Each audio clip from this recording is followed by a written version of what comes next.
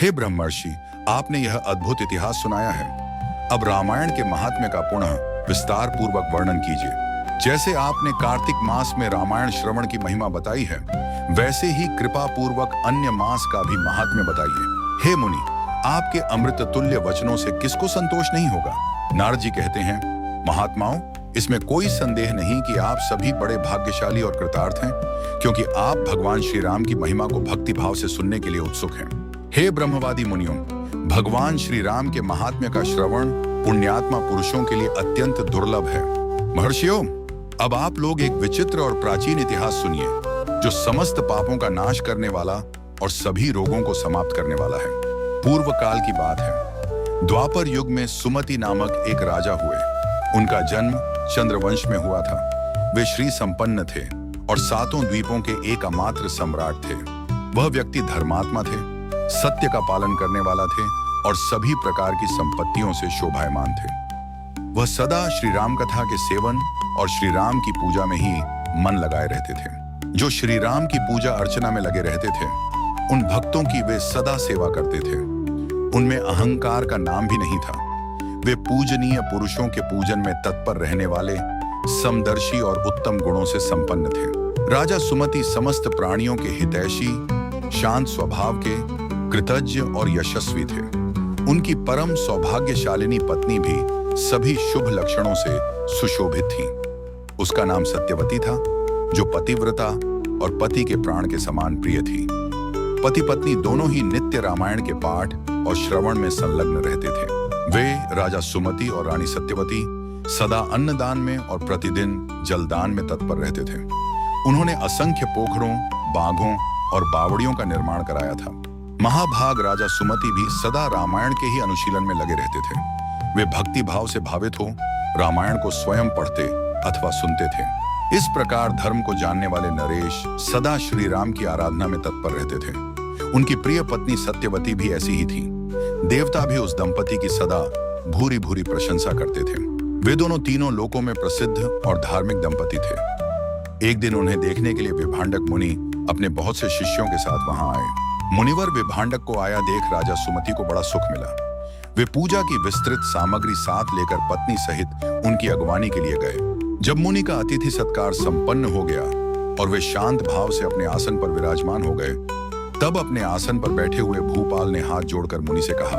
राजा बोले, भगवान, आज आपके शुभागमन से मैं कृतार्थ हो गया, क्योंकि श्रेष्ठ पुरुष संतों के आगमन को सुखदायक बताकर उसकी प्रशंसा करते हैं। जहां महापुरुषों का प्रेम होता है, वहां सारी संपत्तियां अपने आप उपस्थित हो जाती हैं। वहां तेज, कीर्ति, धन और पुत्र सभी वस्तुएं उपलब्ध होती हैं। ऐसा विद्वान पुरुषों का कथन है।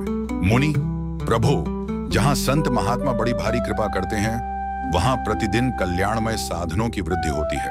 ब्राह्मण, जो अपने मस्तक पर ब्राह्मणों के चरणोदक का धारण करता है, वह पुण्यात्मा पुरुष मानो सभी तीर्थों में स्नान कर चुका है। इसमें कोई संशय नहीं है। शांत स्वरूप महर्षि, मेरे पुत्र, पत्नी तथा सारी संपत्ति आपके चरणों में समर्पित है।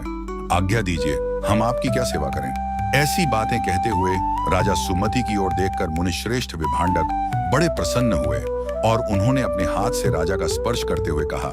ऋषि बोले, राजन, तुमने जो कुछ कहा है वह सब तुम्हारे कुल के अनुरूप है। जो इस प्रकार विनय से झुक जाते हैं, वे सब लोग परम कल्याण के भागी होते हैं। मैं तुमसे बहुत प्रसन्न हूँ, हे महाभाग। तुम्हारा कल्याण हो। मैं तुमसे जो कुछ पूछता हूँ उसे बताओ।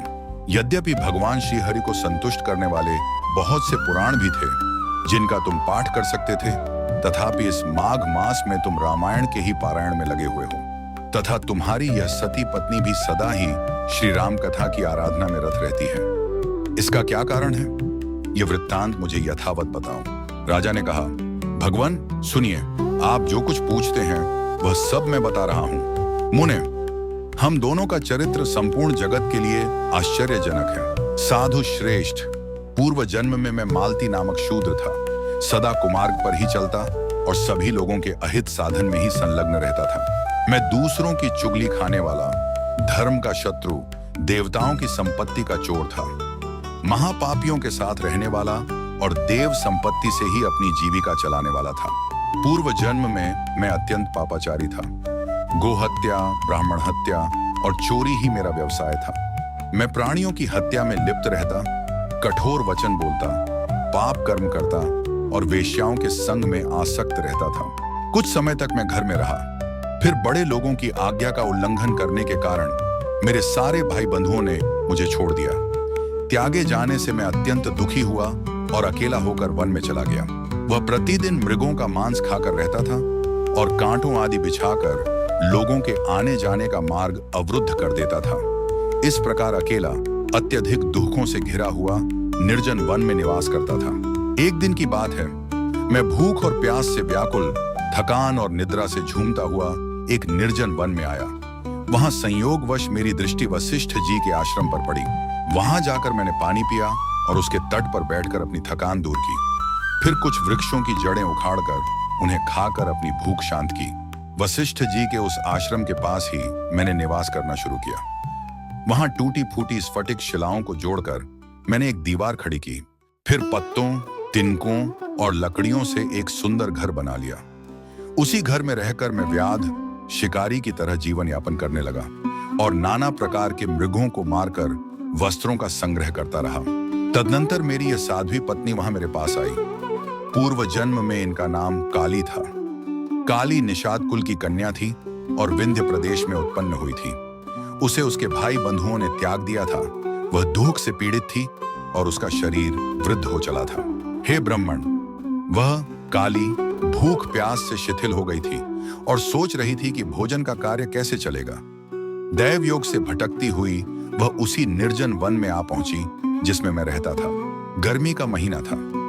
बाहर धूप से वह काली पीड़ित थी और भीतर मानसिक संताप भी उसे अत्यधिक पीड़ा दे रहा था।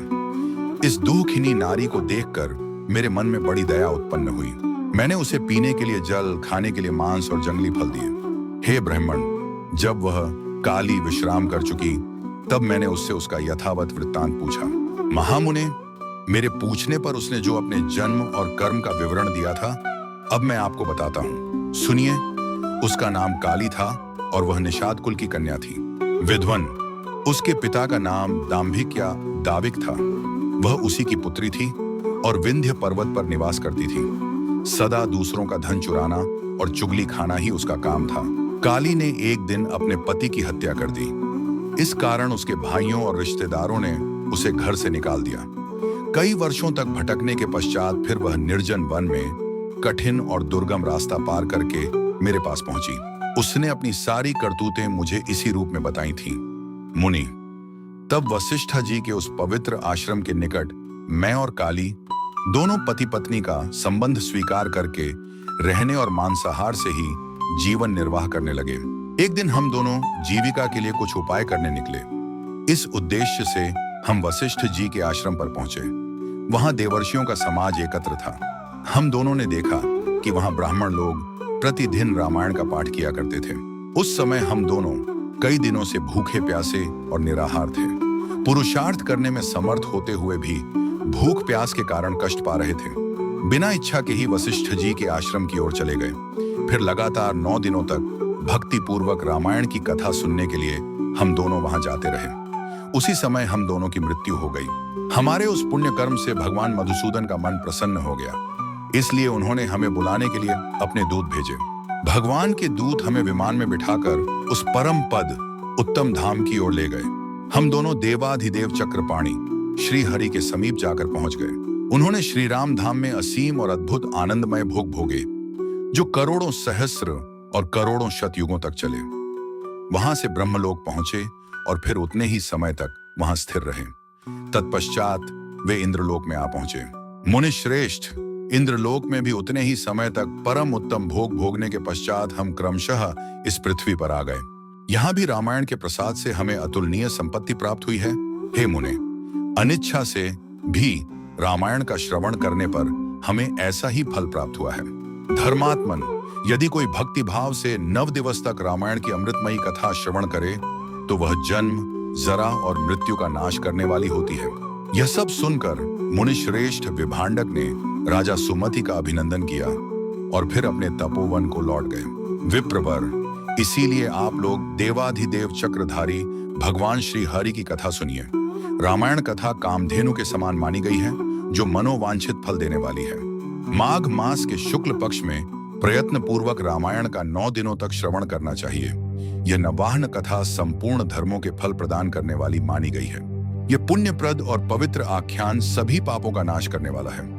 जो इसे पढ़ता या सुनता है वह भगवान श्री राम का भक्त बन जाता है। इस प्रकार श्री स्कंद पुराण के उत्तरखंड में नारद सनत कुमार संवाद के अंतर्गत रामायण महात्म्य के प्रसंग में माघ मास में रामायण कथा श्रवण के फल का वर्णन करने वाला तीसरा अध्याय पूर्ण हुआ।